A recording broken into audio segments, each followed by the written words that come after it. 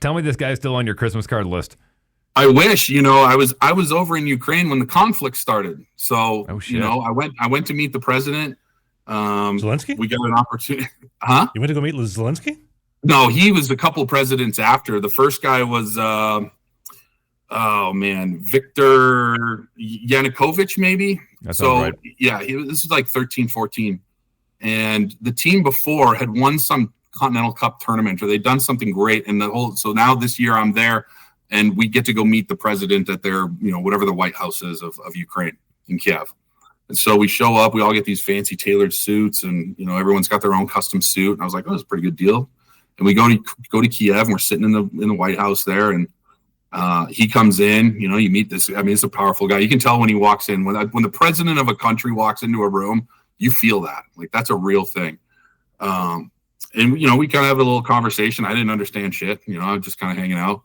But I was maybe about a month or so later that he did not sign the deal to join the EU and joined like this Euro-Asian that was much more Russian supported, deal, basically a deal the other way.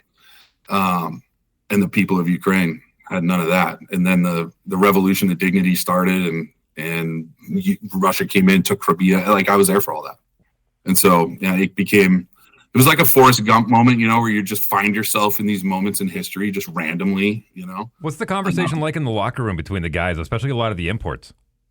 I mean, we were I think a lot of us were a little confused as to what was going on. We didn't understand the dynamics of what was really, because it all kind of popped off very quickly, and he fled the country, and now there's no president, and he fled to Russia. So I think it was confusing for a lot of guys. And then I ended up getting hurt. I had a season-ending injury that year, which was a whole nother debacle. But I ended up coming back to the United States, and the guys, I remember they went to the playoffs, and they went on the road, and they said, bring all the stuff because we're not coming back. The rebels are going to take the airport.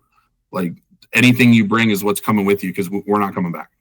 And they played their home games in Slovakia, and they played the road games wherever the road games were. Wow. So they were in it. They were in the thick of it when the Russians first came in, and we were in Donetsk, which is on the east side. So we were very close to, the entry point of a lot of that.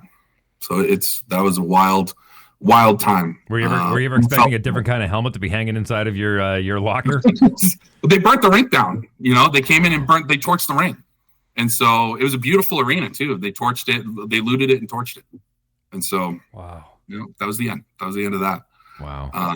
You just find yourself in these. It happened a lot that I just sort of found myself in a lot of these weird political moments that were popping off. And they fought so hard for the freedom, and then basically the president gave it all back, and they were like, "Nope, we're going to burn the country down." Well, I was going to say not to change gears too much, but that sounds like a politician signs a deal more in Russia's favor. The people didn't like it. Okay, I'm leaving. I'm going to Russia.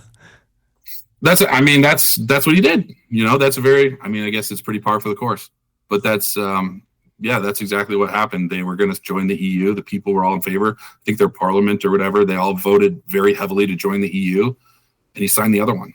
And he had a lot of oligarch influence and Russian influence, obviously. And in a lot of those countries, it's very split. You have very Russian-leaning people, and you have very Western-leaning people. Same as in Latvia and Estonia and Belarus. I think a lot of the political stuff is very split. It's very hard to become citizens of that country to vote. You have to take the test in the native language and do all sorts of stuff, because a lot of those countries are vacation places for Russians. And so they come in and they plant seeds and they buy property, and then they want to go vote, and they want to vote in Russian-leaning leadership so you can kind of get that lifestyle back. So you're telling me you can't come in not speaking English, or not coming in, bring in your entire 13 family members, and then vote 2 years later? That's not common over there? Feels like we may be dealing with maybe some of that over here. And so that's what happened there. Yeah. And then there was a revolution, and I got to watch some of it out my bedroom window. Let me dig into this a bit, because I'm fascinated by it, and I've always been fascinated by it. But I think most people, when they think Russia, they have an idea of Moscow, and they have an idea of St. Petersburg, really lovely, really clean, metropolitan cities. But then when you start getting in some of those outlier areas that you mentioned where you played, you have that image of the scene from Iron Man 2 where, it's cold and there's nothing but gangsters walking around. Is that the kind of place that you were in? Not terribly. I mean, Yekaterinburg was one of the biggest cities in Russia. I think it's maybe fourth largest. So it was quite metropolitan feeling. But you're right, though. I mean, you have the teams that are in Moscow, you have St. Petersburg, and you pretty much have Yekaterinburg. And then outside of that, until you get to the far east, like Khabarovsk and some of those eastern countries that are on the sea, 20 of the 30 teams in there are rough. It's rough. It's dark, snow-covered, not a lot of beautiful apartments that you get to, a chance to stay in. And you're seeing really the effects of communist Russia, right? These are government-built buildings that, when the government's in charge, everything gets real cheap, real quick. And then you got Kazan, which I hear is beautiful. Beautiful. Like I said, there's probably 10 of the teams that like everybody wants to go to. It's kind of like the non-taxable teams in the NHL, right? Everybody wants to go play for those. But there's those cities that are definitely elite and they treat their players well. They pay them great. They pay them on time. Those are the things that happens. And then you got like 15 of the teams that are like, oh man, I got traded there. It's like, ooh, are those a few of those places where the incentive is you might make a little bit more over there? You're going to make a little more because you got to get guys to go. It's just whether or not you get it once you sign the deal, right? Because I remember I missed a paycheck it was like the end of the month and I didn't see the deposit hit, and I went in to ask one of the guys like, hey, what's going on? He was like, well, what do you mean? I go, well, my deposit it'd be nice to get paid, And he goes, just wait longer. There's no problem. Checks in the mail. Yeah, we figure it out. Don't worry about it. Yeah, what are the three biggest lies of pro hockey? Holtzy, you know the biggest 3 lies in pro hockey? Oh, man, I'm going to agree with them, whatever you say. Checks in the mail. Yeah. You're only going down for 2 weeks. Better bring your car. And the third we can't say publicly on the airwaves. Okay, fair enough. I'll tell you after we finish recording. Yeah, okay. But 2 of the 3 are definitely I've heard many times. Also, you were a good-looking dude back when you were playing. Dude, you're still good-looking, but I was. So I guarantee you're going to agree with the third one, but I'll tell you when we finish recording. Can't put it publicly. Outside of the stuff at the rink and then a lot of the stories that we've heard, what's the most Russian thing that you saw when you were in Russia? Oh my gosh. I always thought that gypsy cabs were crazy, and gypsy cabs are, they are on the street. It's kind of like Uber, but unregulated. Like you just put your arm, it's just hitchhiking is what it is. So we would be in Moscow and it'd be after a game and we'd want to go to some club or some bar, maybe the Moscow guys are like, hey, come with us to this bar or whatever. And you'd go onto the street and some guys would just stick their arm out and a random Lada would pull up with just a dude smoking a cigarette. He's like, where are you going? We're like, oh, to this bar. He's like, get in, $5. And you're just jumping into strangers' vehicles. I mean, we're doing it now with Uber, but this was pre-Uber. So it was a very foreign concept to get into any car that wasn't yours or not a taxi.